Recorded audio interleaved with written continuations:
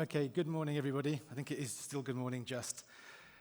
Thank you all for being here. It's such a small, intimate crowd. I think I know you all as friends, so this is going to be very relaxing, and it's such a lovely venue to be in with such a nice, intimate crowd. So welcome all to this session, which is Preserving Heritage Through Tourism. Preserving heritage, be that human or natural heritage, must be at the forefront of destination development through projects that emphasize the sustainable, responsible regeneration of culture and nature. In this panel discussion, we discuss the central role that tourism can and should play in preserving heritage by bridging mutually beneficial aspects of community, heritage, and growth. I will be your moderator. My name is Dr. Stephen Browne, and I'm the Wildlife and Natural Heritage Executive Director at the Royal Commission for AlUla. And my two esteemed panelists are Ammar, who is the founder and principal architect at Khammash Architects. He is one of Jordan's foremost architects, as well as an accomplished photographer, designer, and artist. His large-scale projects have renovated ancient structures that combine his architectural skills with his passion for historical preservation. I'm also delighted to introduce Munira AlTayyar. Is that close enough? Close enough. Co-founder of Masarat, a Saudi-based tourism company. Munira is a Saudi-based entrepreneur with a passion for business, travel, adventure, and exploration, and has helped open up tourism in the Kingdom of Saudi Arabia through guided, eco-friendly expeditions that engage local communities. So before I ask our panelists to share with us some thoughts, let me set the scene. We heard on the opening day that we need to invest in humanity, and that is the strapline for this event. And I couldn't agree more. However, with the natural world giving us stark warnings, such as severe weather events, pandemics, food and water shortages, and with an estimated 1 million wildlife species threatened with extinction, that investment can no longer be at the cost of heritage. As a wildlife conservationist with over 30 years of experience, I have seen some shocking assaults on our heritage, even from the tourism industry. I think the old thoughts around leave no trace or do no harm is no longer good enough. I think the mantra today is more about net positive gain. And we've heard a number of our speakers at this event demonstrating true commitment to this cause, which should all give us hope. So turning to our panelists, I will ask you both, but you can answer it separately, of course, how your specific fields of expertise contribute to placing heritage preservation at the forefront of destination development. And I'll start with you, please, Ammar.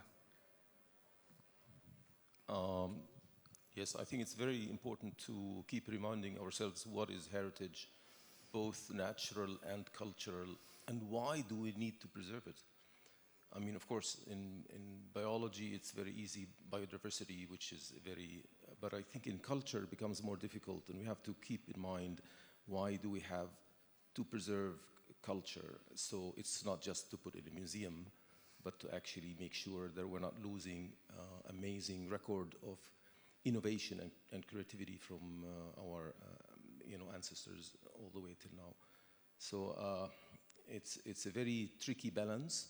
And I agree with you 100% that tourism, a natural flow of tourism, if it's not very well designed and controlled, is not just self-destructive, but it's also destroying the habitat and the destination itself. I think that's a very key point for me.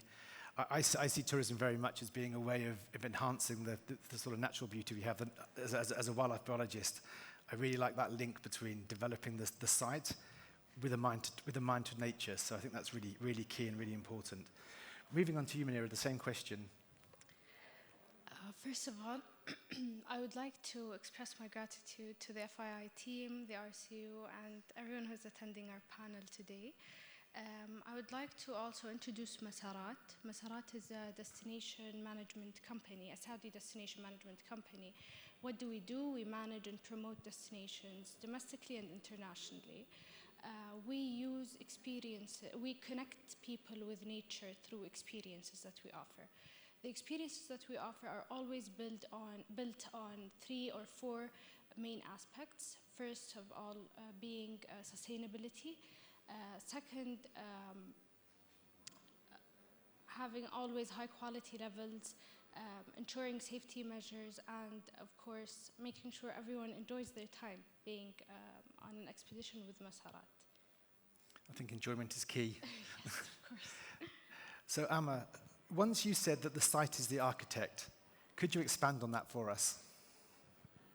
Yes, I think this is partially a reaction to what's happening in the last 30 years, where architecture started to celebrate star architects. And I kind of, shied away and tried to do the opposite and think that I don't want to exist as an architectural celebrity. And this is the problem. It's a profession that easily becomes a designer with a signé or signature designer. And I wanted to be under the arm of the place, or the place at large, which is the ecology, the temperature, the sun quality, the geology. So I wanted to make sure that I'm listening and I'm reading the intelligence of place very thoroughly, and I'm allowing that to become a design decision. And I'm only really a draftsman under the arm or under the brain of the site. And I think every site has its own wealth. And that's the future of tourism. It's not about borrowing from biology. It's not about epidemic product. It's about endemic, rare destination. So if you want to do a destination that has to be very unique to the landscape, and because no two landscapes on Earth are the same. And this is why we can get the genome of the place dictating and becoming the architect, and if I can disappear, it's actually the best. And as many people in the room will know, and as we both know, you're designing a hotel within one of the reserves under my watch in AlUla. So I'm very pleased to hear that the site is guiding you, because as you know, it's a very beautiful site, and I think what your vision will bring to the site will enhance it greatly. So I'm really looking forward to seeing how your vision evolves into something beautiful within one of our reserves, and hopefully the reserve will do its best to match your beautiful creation. Following on from what you said there, you designed one of Jordan's first ecotourism lodges at, excuse my pronunciation, Fenar Eco Lodge. How did it preserve the culture and natural heritage? Well, that was a site that was at the western end of a reserve, and it's a very unique reserve because it has like 2,000 meter of vertical column of ecologies, like 4 different ecosystems, Sahara-Arabian, which is like Saudi, and Irano-Terranean, Mediterranean, and African, Sudano-Terranean, African ecosystem. So it's at the end of that reserve, and we found that the locals have got a lot of goats and a lot of destructive goats, actually, overgrazing. And we thought of that tourism could actually become a source of income that is less damaging. And so that resort is completely candlelit. It has no electricity, and the local Bedouin tribes make the candles also for the lighting of the place at night. So it's actually the entire thing was based on conservation. Doesn't have to mean like before, where you put people outside the fence of preserved area, but they are part of the rest of the species, if you will, and they can stay in a studied way, and they can contribute to the natural health or health of landscape. So this is where tourism becomes a tool of conservation instead of becoming a tool of destruction. Yes, and absolutely. There is no better way to conserve local wildlife than engaging local people, because fundamentally it's generally the local people that have had the biggest impact over time. So getting them involved going forward in conservation is absolutely the way that we have to be moving, I think. Yeah, there's also some politics, because these guys have people in the parliament, and if they are not benefiting, you can't put a policeman under every tree. But what you have to do is to make sure that this tree is actually putting food on the table of the local community. Then they will protect it much better than official protection. Absolutely. Very, very good to hear this. So Munira, turning to you, you told us a bit about Masarat. Maybe you can explain to us how within your company you balance tourism with heritage. course. Heritage is basically where we root down. And in the kingdom, we're very lucky to have diversity of different cultures, terminologies, traditions, even the food, the accents between north to south, east to west. So as a Saudi, I find it very interesting that when I go to the south, I hear different terminologies. And when I go to the north, also as well. So it's just like music to my ears to get to know every different culture within these cultures.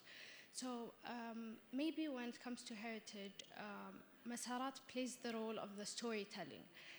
We usually try to associate every single destination of our destinations with a certain story that moves the feelings of the tourists. So people want to come to listen to stories, to know more about the local community, to know more about where do we come from, what is our reality, how did our grandparents live hundreds of years ago, how did they live in tents, what was their lives, how did they used to study, how did every single milestone of their lifestyle is the people, especially globally, they want to know more about. And we are here to tell the stories to the people. So it's very clear to me, and I'm sure the people in the room, that the importance of culture, how fundamentally it affects your business, how you as a company embrace the local culture. So building on that sort of ethos within your business, how do you, by sort of bringing people to less visited areas such as Ushega, excuse the pronunciation, Ushega, how does bringing people to these areas with all the culture that you recognize and you bring to the fore, how by bringing people do you preserve the heritage of that area? Okay, so regarding Ushega is, they used to call it Rahim Najd. Rahim Najd means, literally translated to the womb of Najd, because it's believed that there are many Saudis descend from that specific area.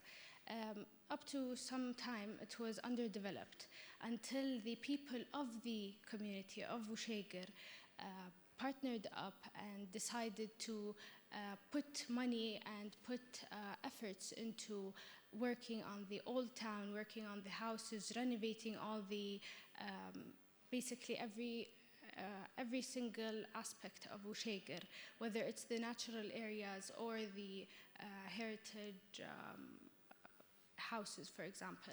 And they built an experience on that. They started offering the hospitality of the Najdi people, of the old Najdi people. How did they used to get people into their houses? What was the experience from A to Z? And now in Masarat, we're getting a huge demand on visiting Ushega, whether it's from the resident in Saudi, or the citizens, or even people coming from international destinations. So hopefully very soon, inshallah, it will be a destination within. Well, and you can definitely sign me up for one of these. It sounds amazing. But just to sort of hone in on the point, so this culture people had, was it slowly being eroded, slowly being lost? And by bringing people from outside the area and highlighting the community, is that saving it? Of course it is, because the people of the area are very proud of where they come from. In general, in Saudi, people, the hospitality is in them, so they want to have people over. They want to tell stories about where they come from, and people want to listen, and we want to tell them stories. So why not? Yeah. So everyone, it's a win-win for everyone. It's a benefit for the destination. It's a benefit for the people to know more about the destination. Very nice. This is what we're here for. Lovely, thank you very much. So, Ammar, back to you. This is a very, very simple question, but I'm not sure the answer will be quite so simple. What's been the biggest obstacle you have faced or had to overcome in balancing tourism with heritage? Yes, you always have the part of tourism. You have the business plan, and people who are really looking at the investment and how to make sure that they get their investment back. So, but again, the world is changing now, that if the market is changing, and is actually betting on unique, pristine destinations. So we're often trying to convince the client that really you might want to go high-end and luxury, but not luxury in the terms of urban, polished material, but luxury of the narrative of the place, and to make sure that the argument of making architecture that disappears into nature is actually a valid argument economically, and so that's the most tricky part, and also scale, because the problem of tourism, the wrong kind of tourism actually thinks of a minimum scale to work, and in wildlife or nature, you don't want to have bulk tourism. It actually becomes very dangerous. Okay, so I'm afraid you set yourself up for an even more tricky question now. So the issue of scale. We've heard some amazing over the last 2 or 3 days, and those of us that live and work here, we're very much aware of some of the huge projects that are being planned within Saudi Arabia under the 2030 vision. An incredible vision. I really liked it yesterday when I heard that it's no longer the vision of the Crown Prince, it's every Saudi's vision, which I think is beautiful. And it being a small part of that myself is such an honor. But as I said, some of these projects in Saudi Arabia are vast, at immense scale. Does vast scale make it easier or harder to balance heritage and tourism? No, I mean, what I see now in Saudi Arabia is something unique, because for the first time you have proper ecology, and ecologists sitting with the designer. And it's not, because that growth is about to happen with vision or without vision. And it would have been a nightmare if it would have continued without a vision. And imagine the chaos in the landscape. And people are growing, the population are growing of the globe and of Saudi Arabia. So if you don't actually preempt and look ahead and make sure that it's done in the right way, I mean that ecologists and experts of nature are sitting on the same design, on the same table of designers and decision makers, to make sure that we're extremely equipped and empowered with new technology and amazing computer power to make models and look at nature in a serious way, in a scientific way, and make sure that the impact is not just zero, but it's reverse sometimes, because a lot of these sites have been partially destroyed in the 60s, 70s, all the way from the 50s to the 90s. It was a very tough time globally, where a lot of the habitats, as you know, have been losing species, and the habitat damage, which is more of a system, error in the system itself. Yeah, and I think for me, the thing that I take away from all this is the holistic approach that's being taken. Taking, for example, where I'm based within AlUla, the Royal Commission for AlUla. I heard yesterday another great saying yesterday. What is it? It was, a vision is a dream with a plan. And for example, within AlUla, we have a plan that extends to 2035. And quite often I'll be sat at the table discussing maybe your hotel in Sharan. But around that table, it'll be me as the conservationist. I'll have a heritage colleague. I'll have somebody from our development team. We'll have the architects. In the old days, I would have been fighting against these people. I would have been outside campaigning, saying, ban the hotel. But now we're all sat at the table, all talking, all planning together. So seeing that sort of bringing together of all of these expertises and how that is working together to preserve the heritage, to do things right, is, I think, one of the masterpieces of the vision. I think we are also very lucky. We are at the part of the human history where communication is so cheap and so fast. And of course, with COVID-19, it made it even faster with Zoom meetings, on online meetings. So you could actually be on a meeting the entire week and discuss with the architect, which before, 20 years or 10 years before, it was so much time taking. You have to go or visit or send an email or a fax or something. But now we're one brain. The entire world is becoming one brain, and we could really make sure that as a team, we listen to the scientific assessment of the place and make sure that we work together. And this was not done before. Yeah, so that's why I think there is real hope for the future, but we'll come to that a bit later. Turning to you, Munira, a similar question. In your opinion, what is the biggest challenge in achieving sustainable tourism? First of all, I would like to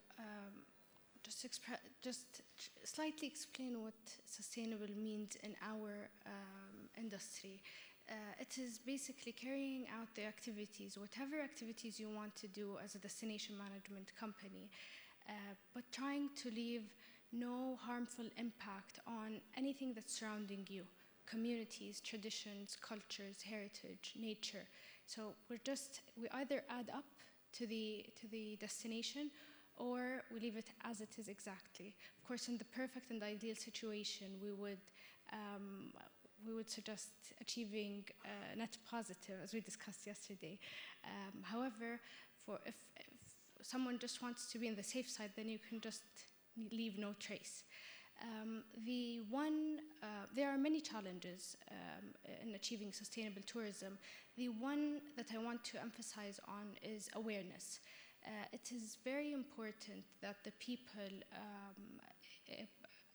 are aware of the impact of sustainability on tourism, because if we continue on harming or leaving a harmful impact on the environment, for example, or on communities, we will lose one of our most important key assets, which is the environment, for example, or the community that is leading this change towards a future of tourism, a future that we dream of. So yes, we will take, as a destination management company, we will take people on experiences. We will take them to reserves, for example, like Sharan Reserve. We will take them to Shagran Dusheger. We will profit from that as well, because we're not a charity, or we're not a charitable organization.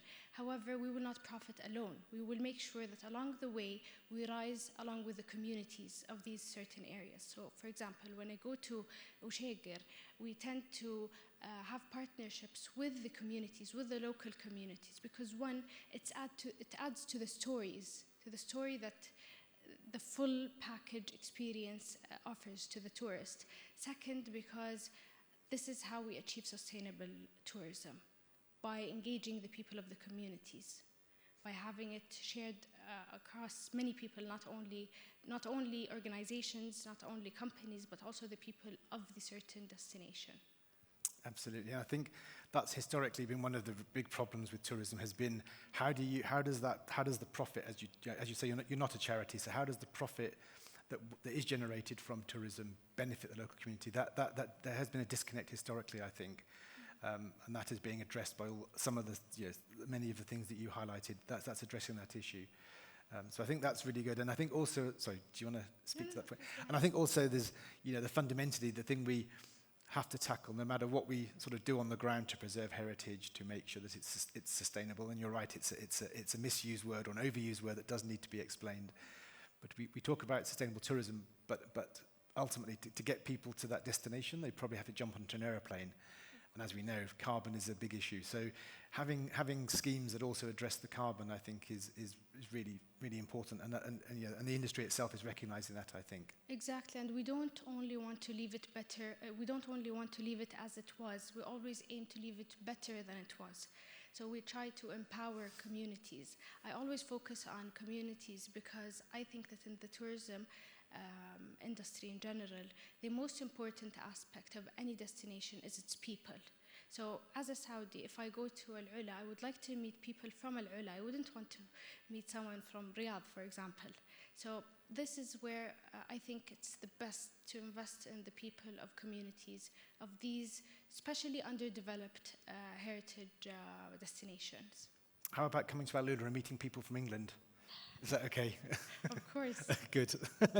We love having you as part of the journey. And I love being there, of course. So moving on, slightly, this is for you both, this is slightly sort of following on from that discussion there.